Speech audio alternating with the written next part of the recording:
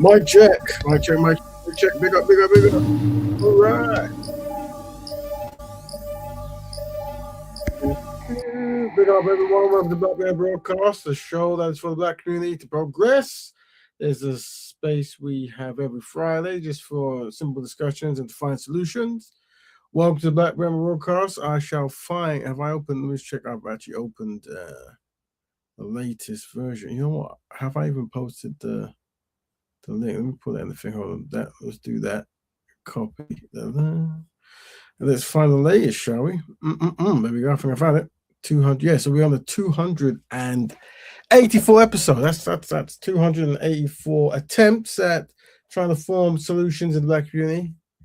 That's right. So now I found. I was going to quickly find something else just to post that in. Give me 17 seconds. It starts. We always start. Don't forget to follow the Black Betterment Building Instagram. That's what that is. Let's make sure that's actually good. Yep. And let's go to the live stream. So don't forget the Black Betterment Building. Oh, let me mute that. I can hear myself, which is good. Excellent. Oh, I'll put that's too early level. So let's start. We all start to talk about the retroactive expectations. Let me just say that. Big up. Just gonna shortcut the links if anyone wants to jump in. People are always welcome to jump in as long as you're constructive. Pin this message. Big up everyone live in the house and live who will listen in the future times. These shows are recorded live, but also uploaded straight afterwards, which is very handy. So retroactive expectations are the constructive activities the Black community are desired to uphold to collectively recover from atrocities from the past. And that can be split into 4 segments, and that's remembering the atrocities inflicted upon the ancestors and the community in the past and present and behave in a way that reflects this. Reconnect with Black people locally and globally and form networks to teach each other about different cultures, repair the Black community from historical traumas that cause self-hate challenges and health issues, and rebuild the Black family, Black economics, and Black nations. There you go. Fantastic. Sounds great. All right. So we promote the lifestyle of Black Betterment here, and that is the lifestyle of Black people helping Black people and Black issues. That's what it is. That's what we promote here. And you know, it's funny, I'm actually saying stuff, but I'm not actually showing stuff. Let me get the share. Sorry about this. Share. Oh, how's it done? I think I'm missing. Where's the? Oh no, because this is the. That's why I'm looking at the wrong software. Many softwares around here. You've got 1,000 forgivenesses. Big up, brother Jeff in the house. Let's see if we can find that PDF. Here we go. Share. I found it. Share screen, and we'll go to the. Where is it? I haven't opened it. Where is it? Is it not? Oh, there it is. Yeah, there it is. Aha. There you go. Voila. So there it is. Yeah. So we're promoting Black Betterment here. And yeah, so don't forget, if you're going to jump in, don't forget about the 4D values, which are discipline, dedication, dignity, and discernment. That's right. When you're out in the world, if you're trying to be solution-based and stuff, if you could use these 4D values, they're very handy. Just don't forget to have discipline, dignity, discernment, and dedication. And that will make you finding solutions slightly more easier. That's right. That's right. All right. Try to use geography language if you can. I know some people enjoy it, but some Dominic in the house. All right, so we've got 2 topics today: diaspora disputes and white worship of Black exploitation. Diaspora disputes, we discuss strategies for approaching diaspora disputes with an emphasis on achieving constructive and sustainable solutions. All right, and then one's white worship of Black exploitation, which is we examine the recent events surrounding the Russian man in Ghana that have gone viral. Yeah. Yeah, so I mean, I think all the videos are connected to those 2 topics, to be honest. But I think, what should we start with? So this the quick caption rundown.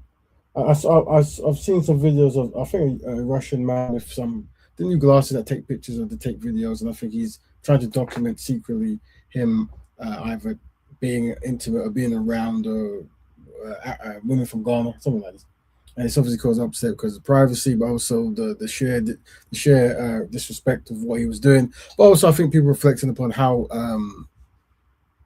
some black women, so African women from Ghana, or just in general, it could be a concept that is across the whole nation, how they might treat Europeans. Now, we did actually cover in Jamaica and Gambia and other places, like the community of rich European women going to like them kind of hot countries and just trying to have their pick of the men, and the men having to being very subservient because the women have money and the men don't. And I think in Gambia they call them bumpsters. This is not a term I use, whatever, but I think that's what they call. This is the men, not the women. The women they probably call them something else. I don't know. So yeah, but obviously there's obviously a Russian man who's done something. So maybe we'll cover that first, and then we'll jump on to. I think Diaspora Disputes is good. I think, as you know, there's always been conflicts between different ethnic groups from different diasporas, and I think it's just always good to always go over best ways to find solutions. But also something I want to break down is some reasons that those disagreements might continue longer than normal, and why solutions might be hard to find at certain points, and how to go about approaching it. We can always run tests on this because this is an international show. It's global blackness, so we have people from America, Canada, Africa, the Caribbean, England, you name it, who listen to the show. So it's always a good case study we can do live. So which one should I do? I think the Diaspora Disputes might be one that might go on longer. So let's do the white worship one. It's more of a current topic, but we'll start this. And let's see. Let me see if I've got the videos. Let's see. So because you might know more than me about because I don't know the ins and outs. So I've just done some random videos that might be handy. I've only got 2 videos to this, so that might be easier. Let me just check over. Oh, that's a good one to play at some point as well. All right. So there's 2 brothers. 1, 2. What was the other one? 3. This brother's show my book as well. So listen. That's going on here. It's not as black and white as it may seem to a spectator. There's a lot of grey area. There's a lot of nuance, and there's a lot of subtext that we have to analyze. A lot of the girls who are born and bred in Africa, for example, especially in certain parts of the continent, i.e. West Africa, there's a lot of hardship. In and as much as there's a glamorous side to the continent, the average person is just about getting by, hand to mouth, check to check. Okay. And unfortunately, a lot of these girls are in economically impoverished situations. Many of them have actually been to school, they've been educated. However, upon graduation, they're not even able to find stable jobs. The jobs that they can get out here are very, very minimal pay. I'll tell you, for example, the average pay in Ghana here for a graduate is something like as measly as 1,000 to 2,000 Ghana cedis a month. When you convert that to UK money, or i.e. US dollars, you're literally living on £150 a month. Wow. So for a human being to survive on £150 a month, no matter where you are in the world, is practically inhumane and impossible. It's a modern day version of slavery. This has meant that many young women on this side of the world are susceptible to certain negativities, just like the one we're witnessing now. I'm not building an argument for these girls, nor am I saying what they've done is right, but we have to realize where a lot of this cankerworm in the society is coming from. And that is a backstory, for example, of why you will witness a girl be very open to something like that. They'll put that video out and these men will think that they could see somebody like Chantel and even try that.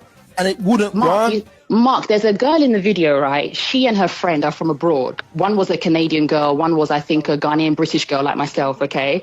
And they refused the guy. They're living comfortably. She was riding a Porsche. She's very satisfied with her life. She's comfortable financially. She's not going to accept that, do you understand? So what he was doing was he was also targeting a certain demographic and class of female, do you understand? He knew that if he went for the economically challenged female, he'd have more of a way in, do you understand? Yeah. And that's just the reality. There are different social classes across the world, including here in Ghana. It's the same as when, like I said to you, people go to the Brazils or the favelas or the Cambodias, the Thailands and the DR republics. They go to the gutter places where they know they can find people who are economically challenged or impoverished so that they can utilize them. You see why people fall victim to things like this? Because he can flash £20 in their face and they'll follow along, because when that is converted, it can buy a meal. Unfortunately, that is the reality. And you know what's even more scary? That this individual was making pornographic content with these women without their consent. And no protection, Chantal. None at all. So open to diseases. There's rumors that he actually is a HIV patient, and he came with the intention of spreading that intentionally, because allegedly he contacted HIV/AIDS during a stay in another part of Africa, which I won't name because I don't want to shame the brothers and sisters on that side. So he came with an agenda. I don't know about all that, if that's true or not. And if that is true, this is something that needs to be now a criminal action now. Like I said, I don't know much about this story, but documenting himself with how fast he can have impoverished black women or African women from Ghana, and he might be doing it or trying to show it on his website or whatever, and he himself has illnesses of some sort. Maybe, I don't know how true this is. But yeah, this is something that needs once again, it's like, you don't want none of these things to happen, but just like with most of the things that go social, once they do, this is a reminder of why, no matter what country you teach people about standards and about self-respect and that is just careless, really, if these women are finding foreign men from Russia and doing these kind of things, whatever. So yeah, this is, but I don't know the internet. Let's look at some other videos about it. But that's I'm finding out as I'm listening now. Let's see. What's this one? Let's see what this gentleman. This is what he showed was saying. This is new. What? Because this guy filmed it? There are those who are not filming it and doing the exact same thing. You see them at the restaurants with their young African girls. You see them at the restaurants with their young African men. You see it. The big P word, poverty. Now, don't get it twisted. Some of them are not even poverty. Some of them are just sexually promiscuous. They just love it. Especially the ones in Ghana. You could tell they couldn't believe a white man was interested in them, because we still suffer from that. That is another issue as well. There's probably one thing where there's also looking through salvation through, white skin and non-black skin or Arab skin or whatever skin.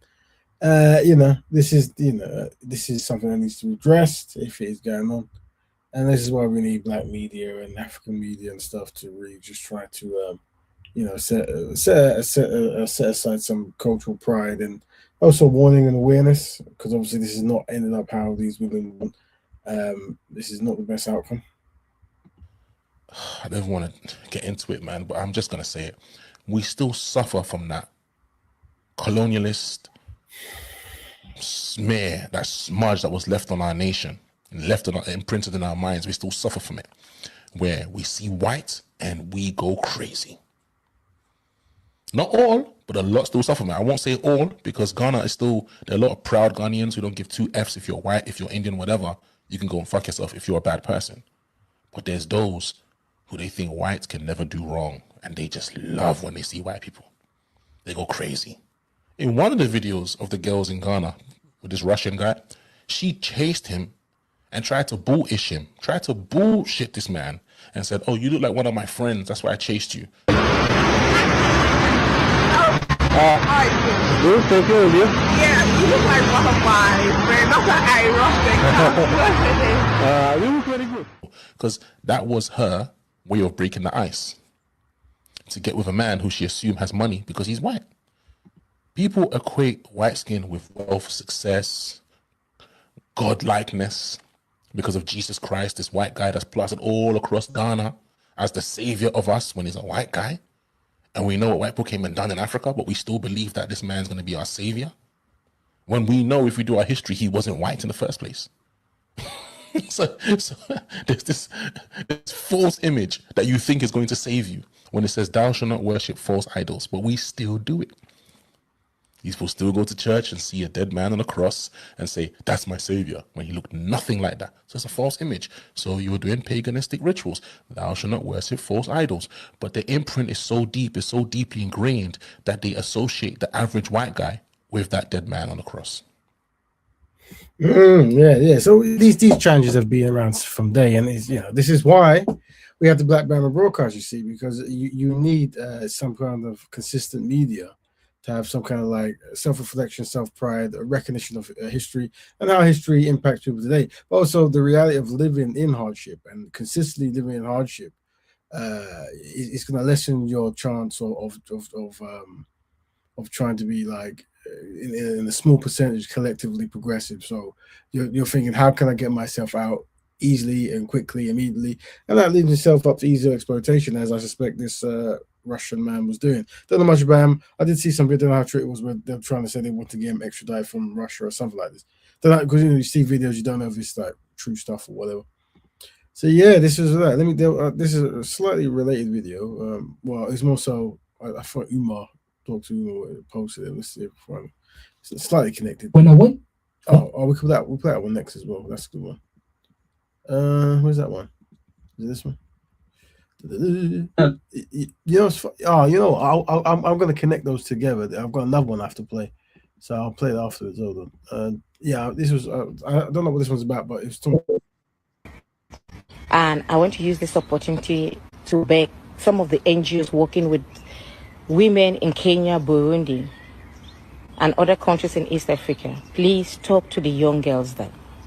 Talk to the young girls about this interracial marriage. They're getting married to men who are mentally deranged and they're destroying them. These are men with horrible fantasy. I mean, what my sisters are telling me, I don't think any normal man would do that to a woman in the other room. What they're doing even to their own children they're having with our sisters, it's mind-blowing that a father will violate their own child. I mean, you will hear stories that you need to go and then take a week off before you come back and continue listening to that story. Please, NGOs around Kenya, working with girl children, the girl child. So, I mean, they're talking about foreigners going to live in Africa and marrying or being with women in these African places, and then even having children with them, but still even abusing them and the children. They're covering the Epstein stuff, where they're revealing his stuff, and obviously his views on Africa, his views on black people as well, but also some of the behavior patterns that he was up to, and some of those things. And yeah, it's I guess you need to have a certain awareness, and regardless of how rich you think someone is, that you need to have a cut-off point where something just isn't tolerated. Women, please take this up as a topic. Empower our girls. It must not be a European old man. It must not be a mentally deranged European trashy man with all kinds of horrible fantasy about black bodies to come there and pick one of our beautiful sisters and start violating. And because they're never going to get justice. They're never going to get justice. The journalists are not willing to write these stories. That's another thing, like the way you're based, you're not going to really get a broad media attention and support and stuff. I think, you have to have high warning, and this was the same thing to do with the women who went to the Caribbean with the men, and then obviously the men who went for the women and stuff, and the Gambia and these kind of places. I think exploitation is wrong in both extents, but at least, a woman, you're slightly more vulnerable than a man, or probably much more, to be fair. And so you've always got to keep that in mind. The social workers are not willing to be part of this. They're interested in to remove the children because that's their customer too. Their court is never going to give them justice. The law enforcement officer just know that it's just one of our crazy brother that it is what it is. That's the way our people are. So please, NGOs, especially in Kenya, take this as a topic. Talk to our women. Talk to my beautiful daughters. Talk to my beautiful sisters to think twice, to look at a lot of issues before they get into interracial marriage with Europeans. It's horrible. The stories are not pleasant at all. Oh dear. Yeah. Also saw. Let me show one more, and then I'll connect to another thing. Yeah. So, for those who are joining, the topic we're talking on is white worship of black exploitation. We examine the recent events surrounding the Russian man in Ghana that have gone viral. This is a case study of it, and just trying to see where it comes from, history of it, and also how to prevent it. How to have an understanding of why these things do go on, and they would. Well, I don't know the full story of that, so I don't know the ins and outs of it, but I suspect it's very similar to things that have gone on in the past. Let's see. There was one more I saw. Someone was talking. Maybe this gentleman was talking about. Comes to Africa and orders all our women to take their clothes off, and they do it. That obsession is not because the white man is better than Africans. It is because it was taught and internalized in the African mind ever since colonialism that the white man is always better than the African man. So colonialism was never just about occupying land. It reshaped the self-worth of African people and how they see themselves, especially compared to the white man. And the white man knew how important this was, so they made sure that under colonial domination, they had to internalize the idea that the white man is superior in beauty, intellect, or let me just say self-worth. So they did this through our schools, on the media, and even during segregation in places like South Africa, you could only be allowed at certain places only when you've married a white person, or you had close ties or working with them. And if you look keenly, even the current media culture is always shaping the white man as more desirable or worthy more than the African man. So this particular internalized racism within Africans has affected preference and desires in relationships, even long after political independence of Africa. So that is why when a Russian man says hello to our women here, they immediately scream, "Marry me," without even realizing that that Russian man is poorer than most Africans that they are rejecting. Or maybe even a waiter sees a white man working in a restaurant in Nairobi, they would want to treat that white man better than the African man, not realizing that even the African man would spend more money than the white man. And whenever I make this point, some people tell me, "Oh no, Adrian, I just have a certain individual preference to white people." And I tell them, "Why do you have that individual preference?" And they tell me they're more affectionate and loving. And I remind them, it is because you have seen that in their telenovelas, and they have made you to think that. When you go to America or when you go to Europe, you realize they're not as affectionate and as loving as you thought. So all that was taught. That is why I've always believed that there is nothing like individual preference of a black man preferring to marry a white person. All that is internalized, indoctrinated, and taught by the white man under neo-colonialism or colonialism itself. Interesting stuff. Yeah, I mean, we cover this on our show, and yeah, it's interesting because you do see a lot of discussions there. We can segue into like interracial dating and stuff, and more so around the areas of preferences, because that's where the area of interest, where someone says, "No, my preference is that other than myself," in the context of a world that has benefited from one side subjugating the other, and one side dominating in marketing and branding. And that person living in the world making a decision that they think is a natural decision, not knowing they've inherited a biased mindset that is very difficult to explain what you live with it. And that's where you have to unpack all the stuff and say, well, maybe you do, but would you acknowledge that black people collectively have suffered anti-black racism through many generations? And would you agree that unfortunately, these things are very atrocious? No reparations has been paid. And would you agree that today there is no balance between the media ownership of, say, black people and the far-reaching, and the media ownership of, say, the people who've colonized or conquered black people? And would you feel that if you live in the world that they have dominated and they own a mass media market, a conglomerate of marketing, they can actually help sway without even you knowing your so-called preference? Is that a possibility?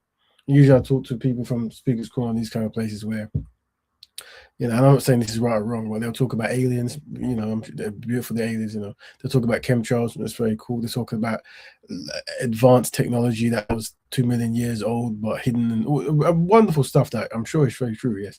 And if it is, that's very good. But when I say, well, do you reckon that, our preferences could be influenced by a history of anti-black racism, and that it could be a byproduct of us not recovering from atrocities? This is far-fetched. This is super science. This is outer world knowledge. This is madness, according to them. So it's just interesting. But it's just me ranting at the moment, right? So that was good. Let me segue to, I guess I saw something from a rapper guy. Obviously I'm not too trendy on the UK raps, modern rap, the mainstream drill kind of stuff, whatever they call it. So let me see. When I just started white are black. There is. Where's this In guy? America, look, we're Yeah, this better. So I think this is a rapper guy. in England, so the beauty standard here is white girls. So naturally, the way we've been programmed, we're gonna be attracted to white people. Do you get what I'm trying to say? Regardless, That's true. you get what I'm trying to say? So even in knowing that, you need to kind of like that's the whole Dr. Umar thing. You need to realize that it's like you've been programmed into like that beauty standard, innit? That's why I fancy white girls as well. But it's like, bro, But that's never worked so where well we for me. are positioned in the world and the way us as a people act and the way this whole thing is going, it's like the children, they need examples of black love and shit like that they're trying to X that out like on so many levels. Before, when we was growing up, we had so much things. My wife and kids, all of these different type I of was literally going to say, yes, things I've that we always used to watch. You idolized get and it? really wanted black love, You like understand? one-on-one. But it's like, what examples have you got of that now? Not much. It's like, I want to be the example. You understand? So it's like, this is the point, is you want to be the example. I've never played in So it's about, that's what I'm saying, that's the politics. You have to be the example. Even if you do feel like This is winning that one. This video, brother Dom said this video had black people argue. Yeah, I remember I think I said some comments about this. It's very important. The reason why this is important is because two things. One, the fact that Dr. Umar is a go-to person when you talk about black love is very good from a branding standpoint, and the importance of maybe the singly most important thing that Umar has done is that. But also it highlights, you know, that how far black people are from that knowledge of the importance of black love, where you that's the only person you can draw from, and the fact that isn't a standard. The sister said something there that she only has her preference for black men, whatever, and unfortunately you're not going to have black men rappers, road guys, lawyers, firemen, whatever. You're not going to get too many of them who's going to go on the show and say their preference is black men.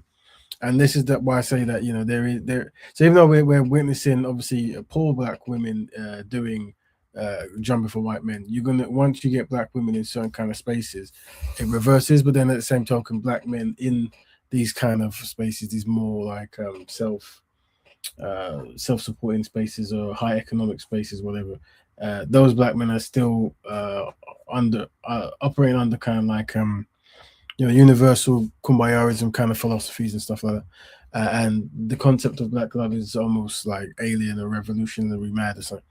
But that's why it's good to have these kind of trendy rappers or trendy, I don't know how trendy you mentioning it.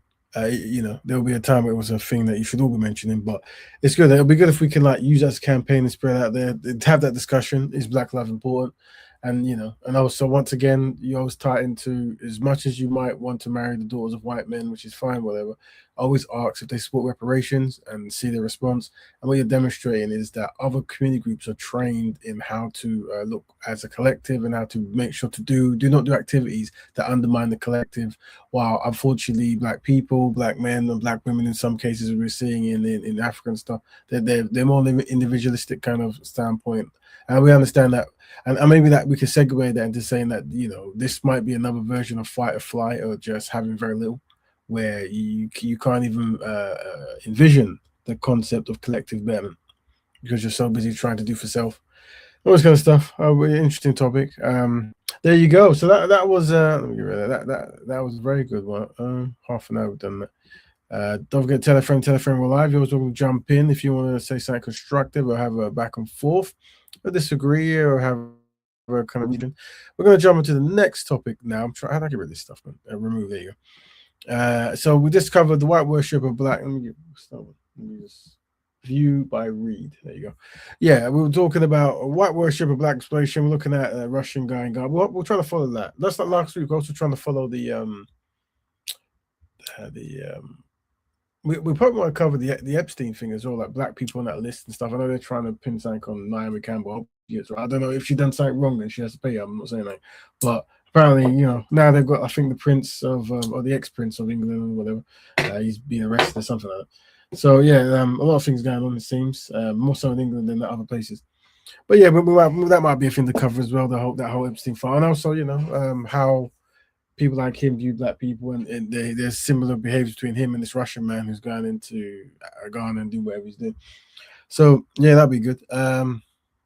But we also Diaspora Disputes, yeah, that's where we are. So this is an important one. This is you see it all the time, just like videos of people from different diaspora arguing. If you're based in the UK, you might see Caribbean and African-based British people where British-based people where then if you're in America, you might see Americans versus I guess everyone else really, but more so Africans and Caribbeans in that land or in that land. And maybe you might see stuff online between certain groups, who knows? But it's more so establishing, you know, what causes it and what's the solution and what's the best way to approach it.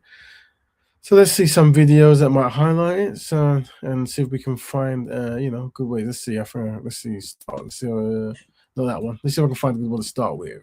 How did whites are black? Whatever. Are black British?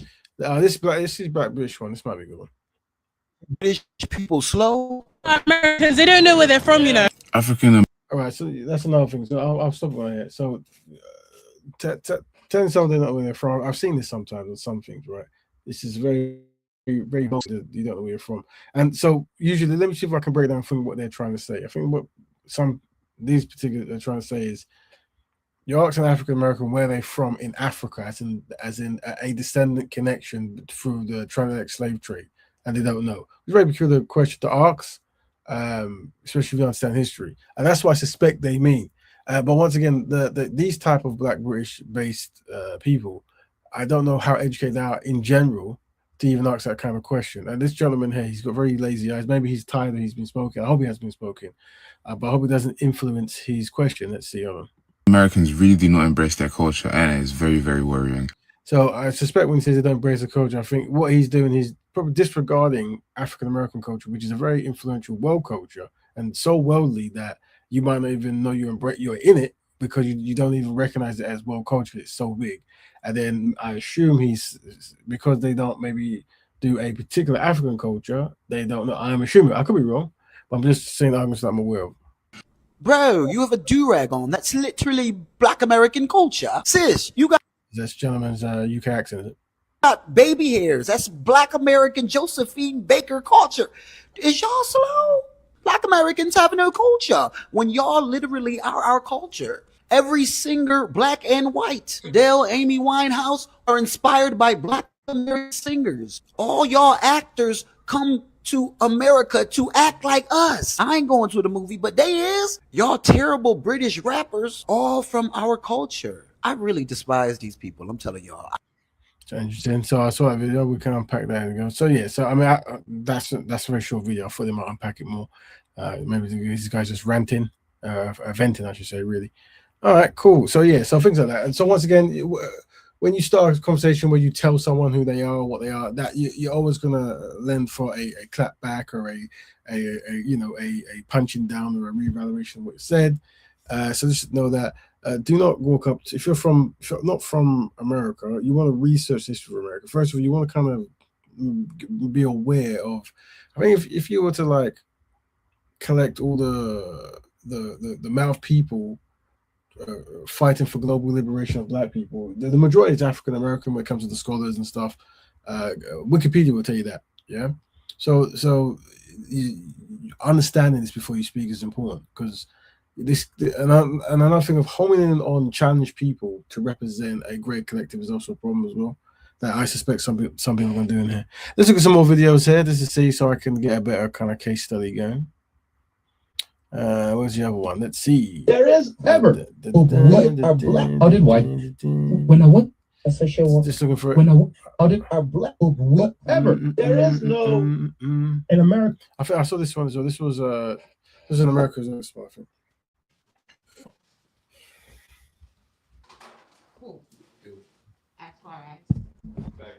I'm Haitian.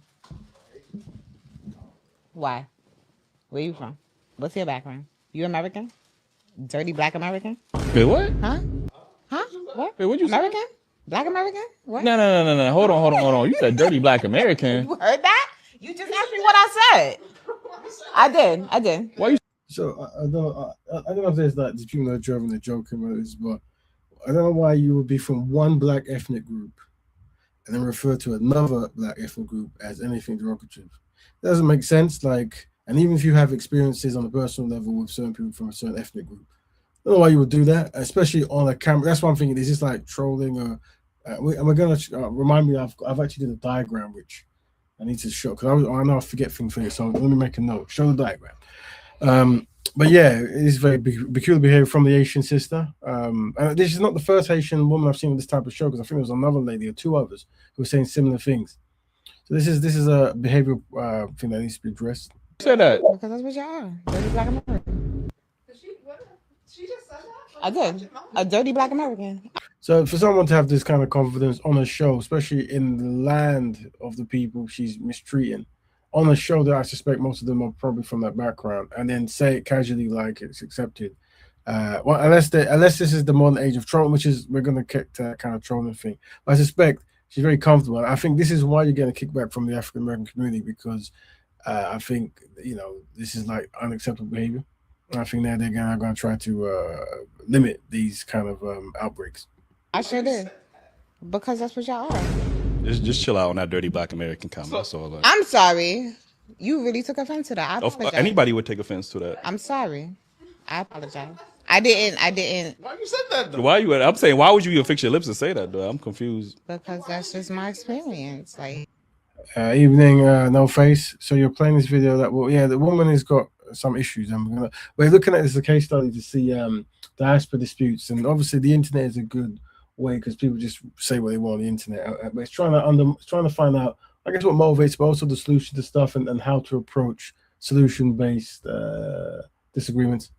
How to find solution in disagreements, I should say, and also how to minimize and lower, but also how to view groups. Like I always say, you always got to understand within every ethnic group there is error prone and high principle, and you want to correct the error prone and have the high principle represent the great collective of that group. You never want the error prone to represent, because then you'll get random things like this, and then people will try to paint this as a Haitian belief, and it wouldn't be. it's my experience, so I'm gonna speak on it. But I apologize. It's your experience? Yeah, so I apologize. What experience you had? If I offended you. You accept the apology? No. How? Like, that's super disrespectful. Like, she did say it's dirty black Haitians too, though. Nah, I would never fix my lips to say, and I know some dirty black Haitians. Like, you know what I'm saying? I would never fix my lips to say dirty black. I wouldn't generalize. Like, you know what I'm saying? So. Yeah, nah, it is, bro. That's that Caribbean. It's not. And this is why we having the diaspora wars, because of dumb shit, words. Remember that other Haitian, bro? Remember the other Haitian shit? Care about nationalities. It's all about the personality to me. You just say that. No. I don't. I'm sorry. I can't do Americans. I need somebody with culture. I'm sorry. Black Americans got culture. Americans got culture. It must be a Haitian thing for sure. Like, y'all, I don't know what the issue is. Haitian thing, and I won't say that y'all don't have culture. Like, y'all have the things that y'all do. We are the culture. Like, okay, y'all have the things that y'all do. Just we are the culture. That's just it. like, okay, so then Caribbeans are a culture too. No, y'all have a culture. We are the culture. That's two different things. Like. It's not. I think this is definitely a topic you want to unpack, like how to have a constructive conversation between people of different ethnic groups and nations and stuff. It's highlighting the error proneness of the approach, really. I haven't seen the whole of that video. I don't know how it ended or what it was even about. I suspect it wasn't even about whatever they were talking about. It just went there because of a random comment. But yeah, we want to find a way to fix this. I'll play one or two more, then I'll jump onto my diagram about how to get solutions, whatever. See if I can find the others. Hold on. This is an example of You appreciate Big Put. Oh, you have a. I suspect they're two. I would say they're probably both from Africa. One, they moved to America at some point in their life, but one is a kind of semi-famous comedian, sort of. And the other, I'm not sure where he is, but I think he was trying to say something. And I think the other, and this is important as well, when you're part of an ethnic group or ethnic equation or ethnic extension or whatever kind of collective, and that someone is publicly saying something against another, there's a value in you jumping up and correcting them rather than the other correcting them. There is a very of same ethnic correction, just because it is a good tool to diffuse open conflict, whatever. Just to show that not everyone from a certain standpoint feels that way. And obviously, you know that, but then when people in the heart of the moment, people start forgetting and with the internet, all you need is one person to shout out a random thing to be clipped up and then used as a tool to cause further division. African Americans have always been hardworking. But no, African Americans have been hardworking, but I don't know. But opportunity. What about the appreciation of the hard work for the immigrants who came to this country and worked hard? Here's the thing is the Civil Rights Bill is the reason why our parents got to come over here. 1964, Lyndon Baines Johnson, who was one of the most racist son of a bitches on the planet, had to sign that civil rights. But you know, Martin Luther King is sitting right next to him. Right. Yeah. So that is the reason why Koreans can come here.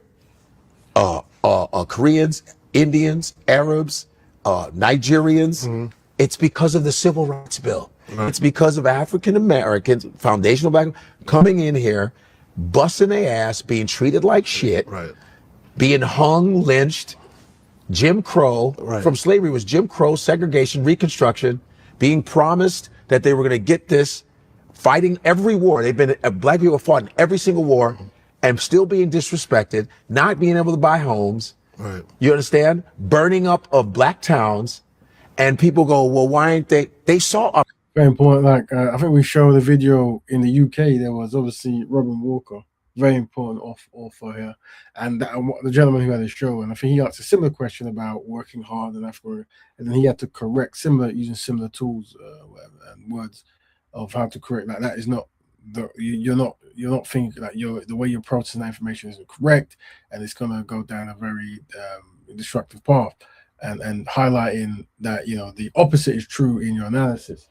And once again, that was two. All right, well, they were both born American, but I think one was Caribbean and the other guy might be from Ghana. But they're both UK based, and here they're both African, but they're both American based, whatever.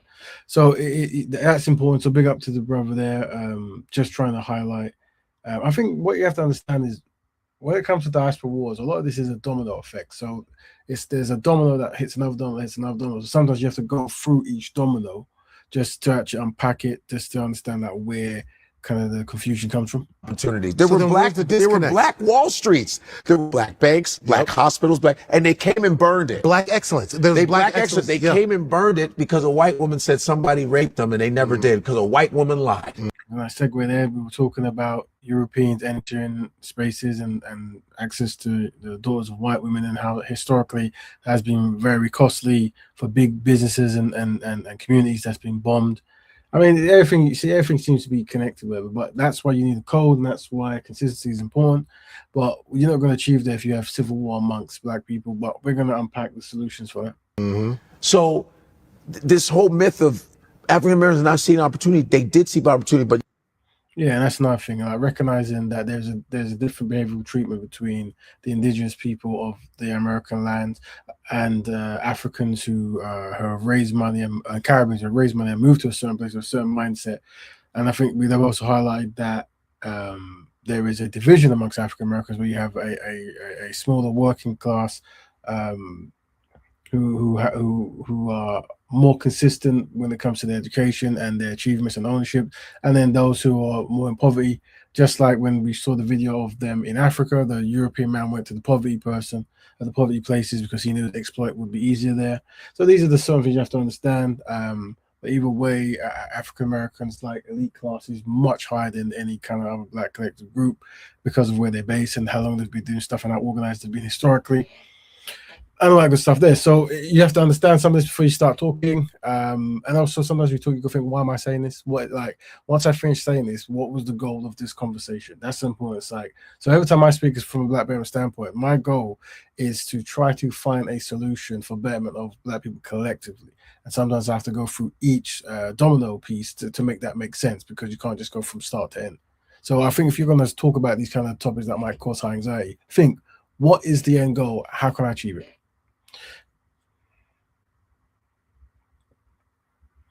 Right, let's. I think I got one more, then I can go to my diagrams. Godfrey's name is the name of the comedian. That's right, Godfrey, Nigerian, dropping knowledge. When his parents came to America, they moved to Chicago. Yeah, so I've seen him, and the words these guys are using, I can tell the lineage of their ideologies, and that's important because black betterment and online stuff, you're using talking points to make you do a certain thing. So I can tell where certain things come from by words they use. Let's Open video. I see 5 seconds. When a white social worker, when a white audible is ever. So this is one of African gentlemen. Hatred out there against African American. You have to understand that there are 3 groups of Africans, even on the continent. There are Africans that we call the Negropeans African, who are Europeanized Africans. You see them, they are wearing the African clothes, but their mind is Europeans. They call them Black French. They consider themselves to be French than even African. They are the one ruling the continent right now. Then you have the Arabic side Africa, who are Muslims. They think they are more Arabs than African. Yes, brother. Go ahead, brother. You going in. You going in. They think that they are Abdullah, they are Ali, they are Salah. They cannot yes. The total factor of African identity. You need to know those Africans, they are there. Then there are the Pan-African African, the Kwame Nkrumah, the Sheikh Anta Diop, the school that we come from. We look at African Americans as the people who are going to resurrect the African continent. That's the reality. The salvation of Africa will come from the diaspora. It has always come from the diaspora. Marcus Garvey brought the resurrection that brought the independence that we have. Okay, it is the diaspora that brought the Pan-Africanism that brought Ghana into independence.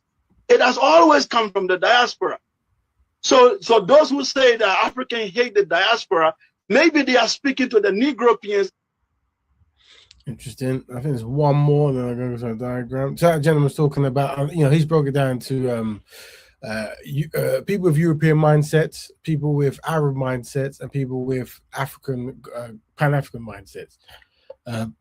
That's how he's broken it down. And he's saying that it's important that you understand that the 3 different mindsets and who you're dealing with.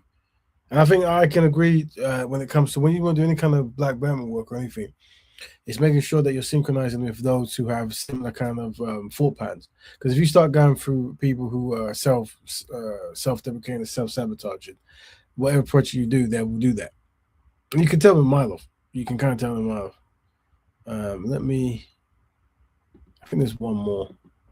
It might be slightly different. Or maybe it's not. Maybe. Ever. Oh, so this, what was this guy was talking about something, I think. I don't. I do think it's funny that everybody got so much to say about us, but you know what I am mad at? The fact that we continue to allow these people to talk like that. Let any of us say something out of pocket about Jewish Americans and what they are doing or aren't doing or how they should feel about the Holocaust, and watch how quickly the tide turns on us. Mm-hmm. Just like I told Frank Zanu, I'm like, yeah, you could talk real greasy about us, say that about somebody Jewish, you won't. Watch how quickly you'll be talking about Jewish people have culture. Yep. It's a great culture. That's a fact. That's it. But you want to know why? Because they will force you to bend the knee. That's a fact. Where is the foundational Black Alliance where we can just start checking these people like they got the Anti-Defamation League? So I think what General was saying there is other Jewish community, other community groups, and people can't really gang up and mock them because they've got institutions dedicated to protect them. But African, at least African American, a Foundation of Black Americans or American Descendants of Slaves, don't have that. So it's a field day for them. And I think the example he gave, I think it's an African guy. I could be wrong, and he has comment on making fun of African Americans. I think that's the gentleman talking about. But that if they were talking about that connects into my next topic, or whatever, and that is, see if I can find it. Dun, dun, dun, dun, dun, dun, dun. And where is it? Oh, hold on. Remove there button. All right, here we go. So yeah, that moves on next. So let's find if I can find what I was saying. I did it very quickly, so forgive me. I did a diagram. So there we go. Should have made it bold or whatever. Diaspora Disputes. Yeah. So and that is, that's another thing that sometimes you've always got to remember. Sometimes you got to break things down and try to see things from a different angle. And when you're looking at some of this stuff, you got to think. People what they're saying, is it coming from a content-driven approach or is it a solution-driven approach? And that's where you're up against, because if something's content-driven approach, they're looking forward to disputes, they're looking forward to mockery and people make fun, because it adds caption and it gets views and it causes high anxiety. And I think that's going to be the nature of the internet. Wait for someone to say something and then just keep capturing up, whatever. But I would say that when at some point you're going to have a discussion about how to fix things. And that's where you have a solution-driven approach, isn't it? And it's like, well, how is that done? So what I would always do is let someone know that the goal of this solution-driven approach is for all parties involved to have ease and have a better way of existing, and the ultimate goal is for both, if possible, groups to work with each other to not undermine the fundamentals of what these groups need. And so, with I think in America, I think what caused a lot of the at least the current talking point you see on the internet is people who are not from African American background speaking on very important political issues that's going on there, and I guess swaying ideas or way of swaying direction away from. So one would be something like reparations, which is like a key pillar in African Americans, kind of like a rallying point. Like they want to be credited or paid for the atrocities that their ancestors went through on the land of America. And so to get someone from Cuba or someone from Chile or wherever they're from, who has very similar phenotypical skin, to go onto a channel and say we don't deserve reparations, and they use terms like we and stuff, that will cause issues, because that's like a very that you couldn't necessarily imagine that in other places. So these kind of behaviors and also that sister going on those shows and just being derogatory, these kind of behaviors will cause problems. So that's, but then once again, they also cause content. They're very good for content. So you would at some point you would go, okay, well, we want to have a solution. So you could start, so the example given, if you're talking to African American, one way to talk to someone is let them know your opinion on their betterment. So you can say, well, look, before we even start, I support you getting reparations. That makes sense. I mean, and that I don't want to do anything to stop that. Already, you formulate the argument in a way where it's like, okay, so the reasons to argue is now minimized. Why are we arguing here? So you want to say that, and then recognizing the challenges that cause a conversation to exist. So it's like, okay, well, I recognize that people from this ethnic group or other ethnic groups have come into certain places and caused issues. And it's like, well, here's how I'm going to tackle that as someone from another place, blah, blah, blah, blah, blah. So I think when you start there, then you can already, but then you have to establish to the person that I'm trying to have a solution-driven approach, because if you're talking to someone who wants a content-driven approach, they're going to keep trying to talk in a way that gets good content.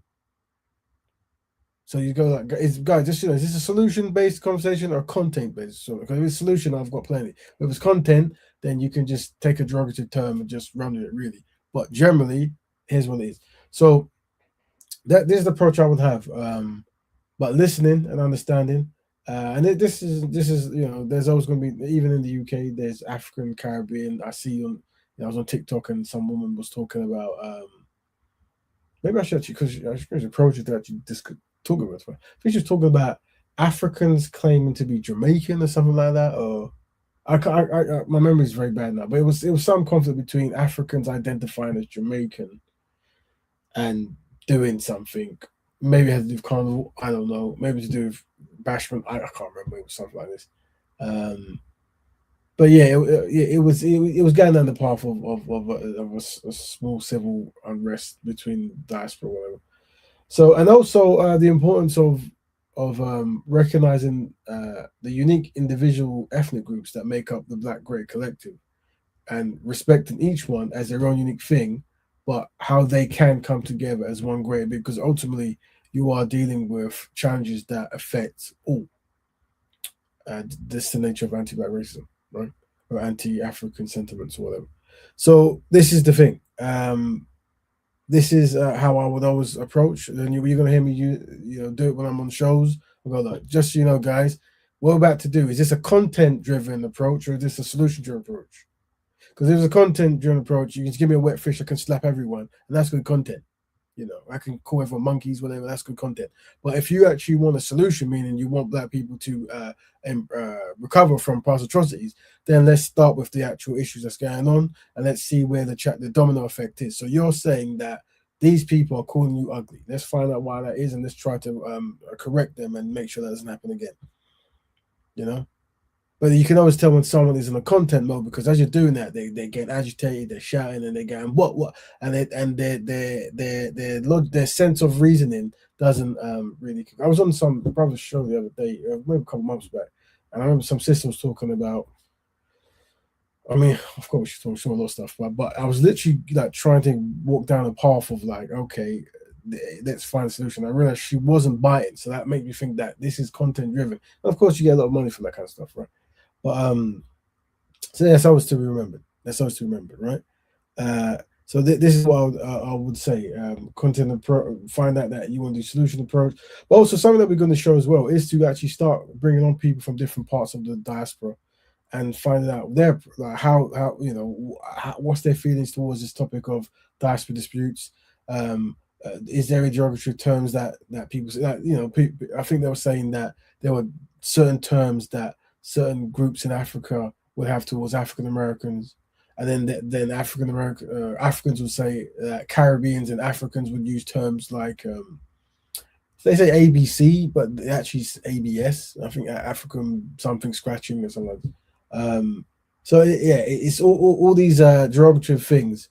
Now don't get me wrong, I also understand that you can have banter.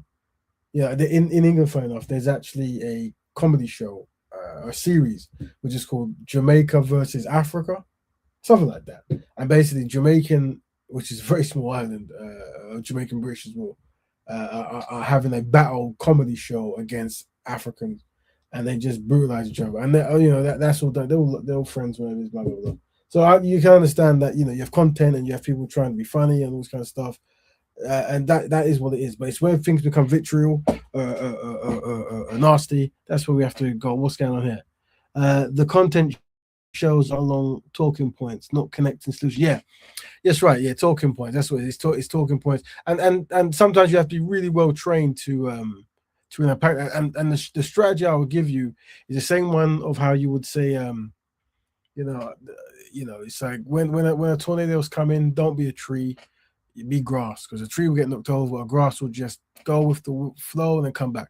And I think that's what you have to do. Like, rather than try to be some great defensive person when you're in this, go like, well, what has gone wrong, and tell me the pain points, and I'm sure I'm going to agree with it, because I want to do so. There's something you want to achieve. What is that? Okay, so you want to make sure that, you know, people don't mistreat you, and you get these political terms and you get enough of this, that, and the fourth. Well, not only do I agree with that, let's see how I can support you. And not only that, let me see if I can work with my own community to making sure that the ignorance has been dispelled, removed, and, you know, vice versa. We can back and forth it. Also, we want to introduce that in every community there are error-prone and high principle, and you want to limit error-prone people from speaking and maximize high principle. So whenever you have a disagreement on your content that isn't just for content, it's also solutions. Why don't you invite someone from an ethnic group that's mistreating you and someone from an ethnic group who actually supports you? And that way you can see the dynamics of education of what actually correlates with what a person thinks and where it comes from. And then what you might find is that the error-prone people are not as educated on this topic as the high principle, because it doesn't make sense for a black ethnic person to go to another black ethnic person and start fighting each other when both of them are going to be mistreated by the same system that we're both aware of. It seems to be error prone there, but I could be wrong. And that's what, but also this topic, we can also have this topic with us guys here. We can invite people to jump on and we can discuss it. Like, I think, have I put the link in there? I don't even know. Let me check if I put the link in there. I think I have. I have. You feel free to jump in. It's a very important topic, and it's going to keep coming up. And there's a lot of shows that come up on my timeline, and you know, the whole base of the show is delineation or mistreating, or these people don't have this, or these people are not like that, or they, you know. I think that guy. There was a video I downloaded. I don't think I got it though. It was some sister. I swear. So let me see if I can find it. I swear down. Let me check out them. when I Oh yeah, this one. This is this one. Who got up there and thanked the immigrants, and y'all wonder why we so upset. It is always a bigger picture. You got so there was this issue of some Nigerian rapping guy who I think covered it. Maybe I can't remember. He said that immigrants built America. That's a talking point that Americans don't want to be pushed. They want to be acknowledged that Black Americans have a pivotal point in building America and are very foundational to the beginning of what they describe as United States of America. And they don't want Europeans to have any kind of like more than them or whatever it might be, right?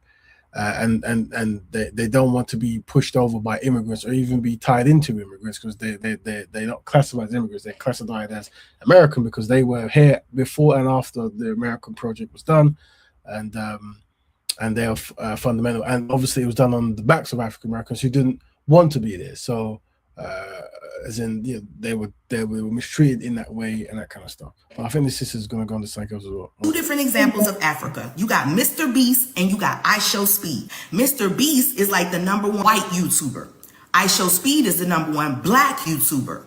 Mr. Beast goes over to Africa. He builds 100 water wells. So poor in Africa, they need wells dug. They don't even have running water. I Show Speed go over there and it's a metropolitan. It's a whole city. Gorgeous, beautiful. Two totally different perspectives on what is being shown to us. So imagine if that's what's being shown to us, what is being shown to them about Black Americans? When they come over here, they have such disdain and disgust for us because they have been fed so much propaganda in Africa, right? By our news media, by people around the world who have a disdain for Black people. Another example, Africa 154, his name is Akbar, I believe. He said, African Americans have been hardworking, but I don't know. What about the appreciation of the hard work for the immigrants who came to this country? What about them and their contributions? Just like Shabuzi, who got up there and thanked the immigrants, and y'all wonder why we so upset. It is always a bigger picture. All of them are immigrants. So just say that. But to say immigrants built the United States of America is false. What immigrants did do, though, was come over here after it was built and took advantage of the civil rights program. And now they're able to get loans and they're able to get homes and they're able to get, businesses, and they're able to pull themselves up by their bootstrap based on policies that were put in place by Black Americans for Black Americans that Black Americans cannot take advantage of. I found out his wife was white. And that puts so much in perspective for me. It's like when you find out like your coworker drive a Prius. You be like, oh, you know what? That makes so much sense. Because it's like you're in an echo chamber. You're not at home getting the points that you need to get. You're bringing it home. Immigrants did not build the United States of America. But that's like me going to Africa and be like, y'all ain't got no cornbread. Y'all ain't got no mac and cheese. Because back in the United States. And every time Black Americans travel the world, we are trying to be so respectful. I'm talking about I learned just enough. Like I learned at least please, thank you. I'm trying to learn the language. I'm trying to learn the culture. I'm trying to be respectful. But y'all come over here and y'all can't stand Black Americans. If y'all built it, go home and build your country up. And let's see how that goes. But you don't want us to have those conversations. We're putting one against the other. We're not doing that. I'm not doing that. I love who love me. I would never disrespect nobody who didn't disrespect me.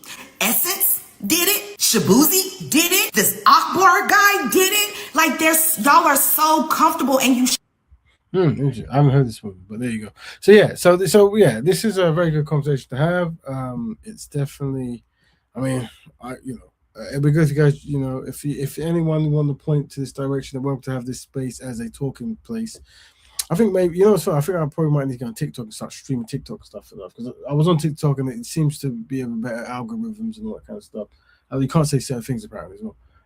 But maybe, I've got so much going on that I find it hard to update and do things. But I'll write a note that maybe trying to get on TikTok and try to stream TikTok discussions might be better. But yeah, I think that'd be a good conversation. But from a solution standpoint, because naturally what I seem to be seeing for the most part is one group talking about another group or two groups talking at each other.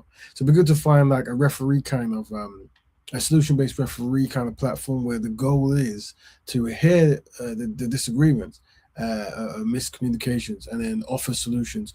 And it's the same. It's just kind of the same back. We've got all the philosophies here. We've got all the ideologies here. Sometimes black people, we start arguing and fighting, and then we have to look back at the past. Go, oh yeah, we've done this before, haven't we?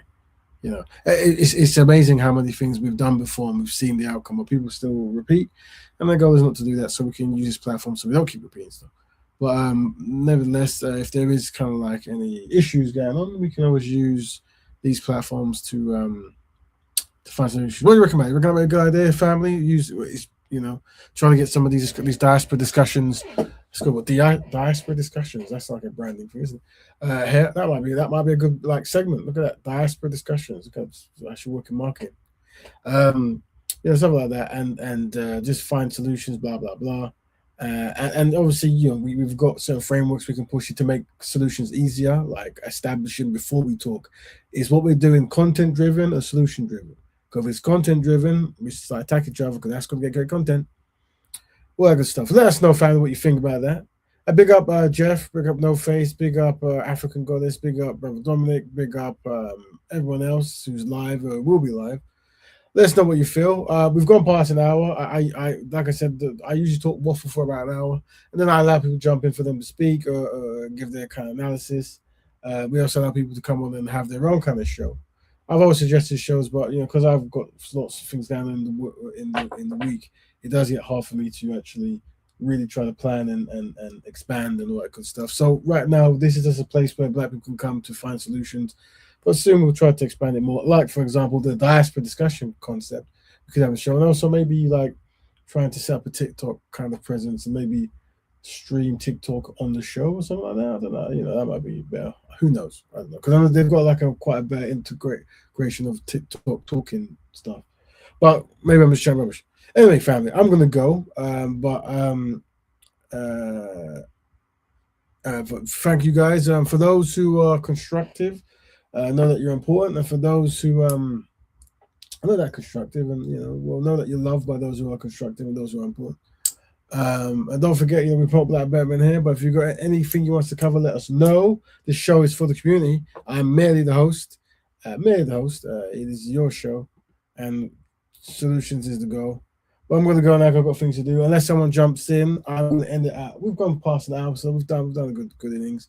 I've also got some things to do. So thank you, everyone. Until next week, Black Betterment to all, and to all Black Betterment. Oh, yeah, that's right. Let's end the stream there. Dun, dun, dun, dun, dun, dun, dun, dun, dun, dun.